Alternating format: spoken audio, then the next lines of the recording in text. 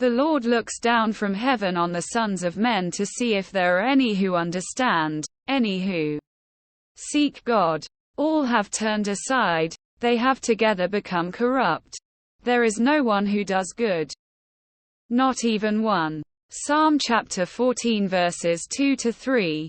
For their thoughts are always evil, such as sexual immorality, theft, murder, adultery, greed, malice, deceit, lewdness, envy, slander, arrogance and folly.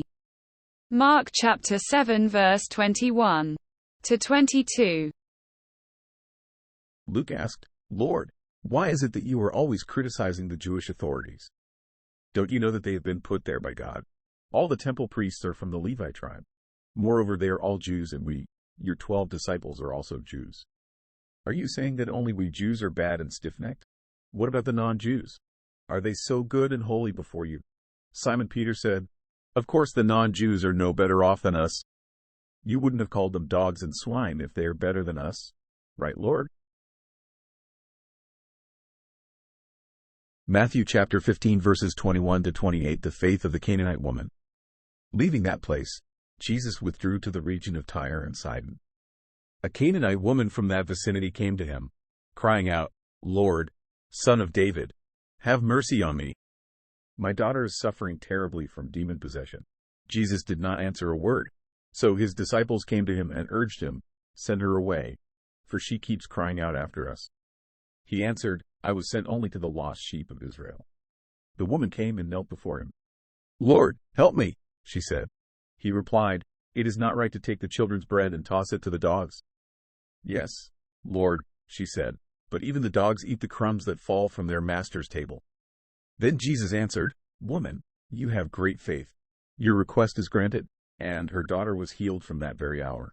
Matthew chapter 7 verse 6. Do not give dogs what is sacred. Do not throw your pearls to pigs. If you do, they may trample them under their feet and turn and tear you to pieces. In Matthew chapter 24 verse 35, Jesus said, "Heaven and earth will pass away, but my words will not pass away." Thus the 7 woes that I hurled at the Pharisees and Sadducees are also applicable to future disciples of mine who turn bad. As for the Gentiles, haven't you read what the psalmist said? "The Lord looks down from heaven on the sons of men to see if there are any who understand, any who seek God. All have turned aside, they have together become corrupt. There is no one who does good, not even one." Refer to Psalm chapter 14 verses 2-3. This means that the priests who have been put on earth by God are not sinless. They too can become bad. Jesus continued, "Because of Adam and Eve, sin came into the world. Their offspring Cain committed the first murder when he killed his brother Abel. Now it came about, when men began to multiply on the face of the land, and daughters were born to them, that the sons of God saw that the daughters of men were beautiful, and they took wives for themselves, whomever they chose. Then the Lord said, My spirit shall not strive with man forever, because he also is flesh. Nevertheless his days shall be 120 years. The Nephilim were on the earth in those days, and also afterward, when the sons of God came into the daughters of men, and they bore children to them. Those were the mighty men who were of old, men of renown.